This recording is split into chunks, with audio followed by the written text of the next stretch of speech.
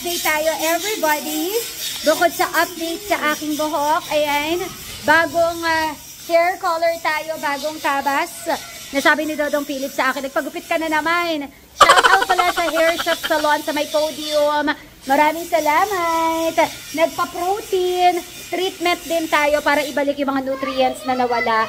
At keratin treatment para anti-buhaghag. So anyway, anong update sa bahay natin ngayon? Ito naman, nilalagyan na ng bubong yung ating dirty kitchen. Ayan, bakit ba tinawag na dirty kitchen ang kitchen? Ayan, nilalagyan na siya ng bubong. Ayan, at dito rin ilalagay yung sampayan. What? What? Yeah, it's so cool. And this is a trainer. Yes, nice one. Up here. How are you? So si Valerie pala, naka-glasses na siya. Meron akong story time tungkol doon. I made this video for awareness na po mga mamshi. Ang dami nagtatanong, ano ba ang meron sa mata ni Valerie? Bakit lagi nakatingin sa sides? Well, story time. Matagal na namin napapansin yung pag-side eye ni Valerie. Sabi namin baka normal lang, ma-outgrow lang din pagdating ng panahon. Pero dahil mas napapadalas na yung pag-side eye niya, binisita na namin yung ate ni Dodong Philip na si Doc Michelle Mateo Hernandez na isang ophthalmologist. Meron siyang clinic sa Mandaluyong Medical Center at sa Ospital ng Maynila. So eto na nga, na-find out namin na mataas ang kanyang grado, farsighted at astigmatism. Kaya naman, ni-require siya na magsuot na ng salamin. Marami ang nagtatanong sa inyo, bakit nakasalamin na si Bebe Valerie? So eto na po ang kasagutan. Sabi ko nga sa inyo, minana na ni Valerie ang mukha ng kanyang papa, pati rin ang kanyang mata.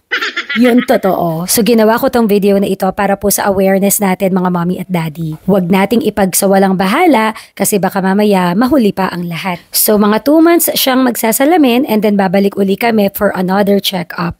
And hopefully magkaroon ng good news sa pagsusuot ni Valerie ng salamin. Ang prescription sa kanya, strict na suotin ng salamin at wag hubad-hubarin. Yun, yung area na bandang dito, gagawin siyang sampayan. Then, yung sa dulo, basta may takip lang para pag naguhugas, hindi naman siya mainitan. Kasi, ang mahirap na yun, pag naguhugas si Ate Bing, medyo mainit. Kuya Dwad, this is super scary. Super scary. Are you... I call it dog this. Okay. Update sa fish ni Dodong Philip. Ayan. Ay, may namatay na naman. Oh no, Daddy! Oh no! Yung albino na Oscar! Dumikit na!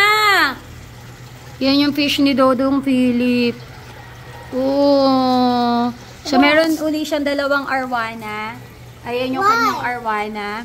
Why? And napakita ko na sa last vlog kung saan namin to nabili. Why? Etong mga fish na to. Ayan o, the other fish is dead. May dumikit na fish. Alam ko, mga nagtatanong ako kung pinakain. What are you cooking? Daddy's cooking adobo. Huh? Yeah. Dumikit! Dumikit. What does that mean? It's a stick. So, lalagyan din siya ng bubong dito. Sa mga nagtatanong, ayan, lalagyan siya ng bubong para yung aquarium natin safe na safe. So, I think napakita ko na sa last vlog yung pag-install nitong aquarium. Oo, kung naaalala ninyo. Kung hindi, you may browse yung mga vlogs natin kung sino yung gumawa ng ating aquarium. Ito na po. Malapit na. Ayan. Kain na ako guys kasi going to work na po tayo. So yun yung update dito sa bahay. May inaayos pa. Hindi pa tapos. Ang dami pang kulang. Katulad ng ating kusina. Yan pa rin yung ating kusina, everybody. Kaya pa ma-flex-flex yung bahay. Kasi hindi pa siya kompleto. But soon, i-flex na namin yan. Marami na po ang nag-aabang ng house update, ng house tour. Pero Wait lang kayo dyan. I-update ko kayo. One of this day. Okay? Kain na tayo. Kain na tayo. Kailangan ko na kumain kasi pupunta na tayo ng work after this. Matatapos ko lang mag-prepare ng heart-to-heart story para sa radyo. And yeah, fast. Kain tayo ng mabilisan. Sarap. Sarap ng adobo ni Dodong. We're home na. Kagagaling ko lang sa work. At anong ginagawa ni Dodong Philip? What are you doing? Nangingisda ka ba? Nangingisda kasi baha na naman sa may amin. Ginagawa mo? Pinipintura para saan yan? Wow. For the pintura yan. Yan. So, ito yung ilalagay sa dirty kitchen natin. Tapos, ito din pati to, black. Ano, automatic? Hindi. May isa pang coating black. Okay. Ayan na. We're home na. Buksan natin ang ating Christmas tree. Habang yung maliit na ale, kanina pa kain ng kain. Jesus! Umuwi ako na kumakain siya. Tapos kumain kami ng pizza. Ayan, kumakain na naman siya ng kanin. Is it yummy? Is that sour? Sour. Who gave you this? Is it sour? Grabe yung pintura. Uso pa rin pala Is to. it sour? Yeah. No, I think this one is not sour, but it paints your tongue. If it's color red, your tongue will be color red. It's color red. Yeah. No, can you? Are you done eating? Drink water ka muna.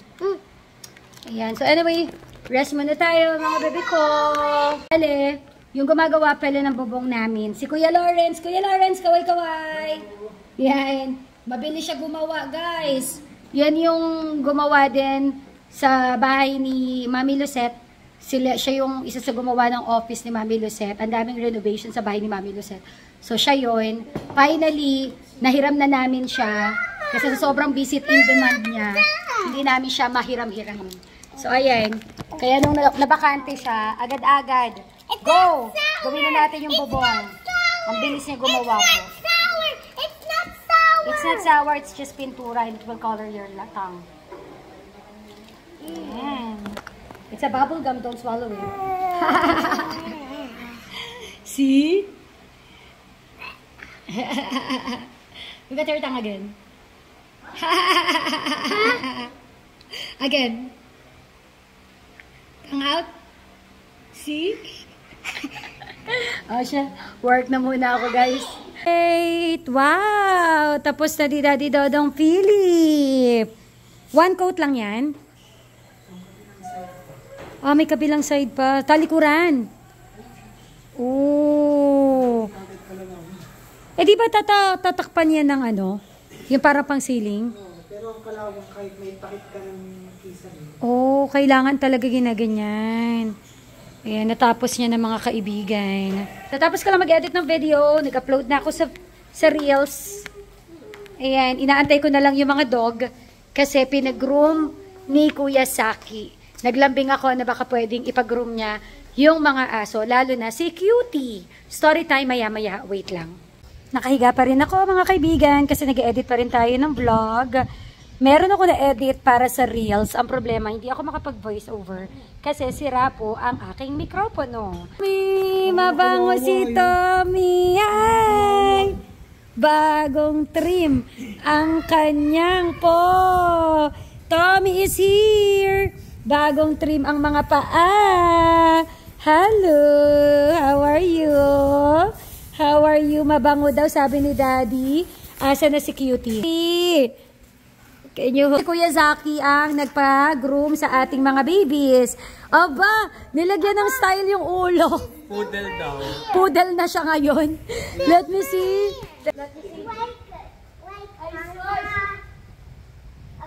Naging poodle na po si Cutie. Kasi po sobrang grabe yung gusot ng buhok niya dito. Ang cute naman. Sino nag-idea nito? Para hindi masyadong kalbo.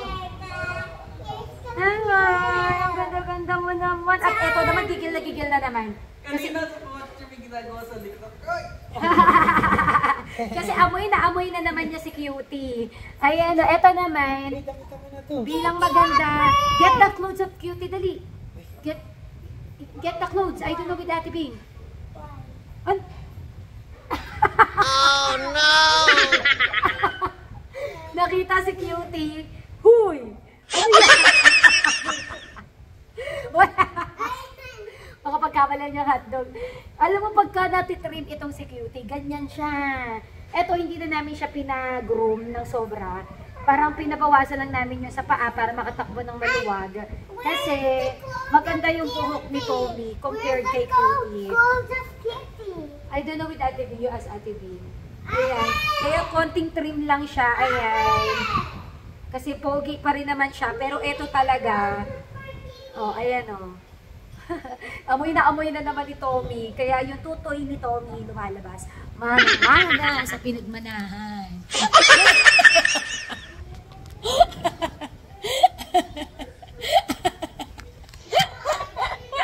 Bihisan na natin si Cutie. Iba yung tingin mo kay Cutie ha. Iba yung tingin mo kay Cutie. Grabe ka. Eto, very cute talaga siya ngayon. Nakita to ni Ate Lisette, hindi? Ah, sabi ni Ate. Cute. Naging poodle na hindi kulot. Ang cute-cute. Ayan, kiss na kiss ang daddy kasi mabango ang mga baby. May matutulog sa kwarto mamaya. Yay, diaper lang. Yeah. How about Cutie? Is Tommy? You call Kuya Riley para Kuya Riley can see them. Is Tommy got a little haircut? Yeah, a little haircut. Because Tommy was scared. No, because his hair is okay naman. Unlike kay Cutie. Ayan na, ang family Mateo. Ayan o, nakadamit na muna si Cutie para hindi lamigin. Ay, Kuya Riley. Is Cutie cute? Cute? She's adorable. Ayan. So anyway guys, hanggang dito na lang ang vlog na to. And ipapasilip namin sa inyo kapag katapos na yung bubong na pinapagawa ni Daddy Dodong Philip. Today is Wednesday. Kailan daw matatapos, Papa? Sabado. So by Saturday, ayan, may bubong na tayo. Sobrang, eto totoo na talaga to. Hindi na kami magkakamali ng recommendation. Totoo na talaga to. Si Kuya Lawrence, sobrang galing gumawa niyan. Mabilis pa gumawa. As in legit, kasi siya din yung gumagawa kina Mami Lucette. Kaya kung may i-recommend man kami, siya po ang pinaka-highly recommended na namin. Pero wag niyo muna kunin kasi marami pa kaming project na nakapila para sa kanya. What's a bubong? Bubong is a ceiling. Roof. Oh no! Bubong is roof. Tinawanan tayo ng kasama ko. Look at Kitty, guys. What is bubong? Look at Roof. Kitty, guys. She's bald. Yeah, ayun na. Hey, guys. Alright, what? Is it just me, or does Tommy look like he's crying? No, he's not crying. Then why does his eyes look wet? I don't know. Alright, bye everybody! Until next vlog, pahalo ka, Kubi! Wow. For the giggle po ang mga person sa mga aso. Are you crying, Tommy? Bagong toothbrush din to mga to eh. Sir, o sa'yo oh. No, he's happy. Oh, Kasi binibaby siya ni Daddy. what? Bye everybody! Arthur. Busy na sila. Oh, yeah, they are.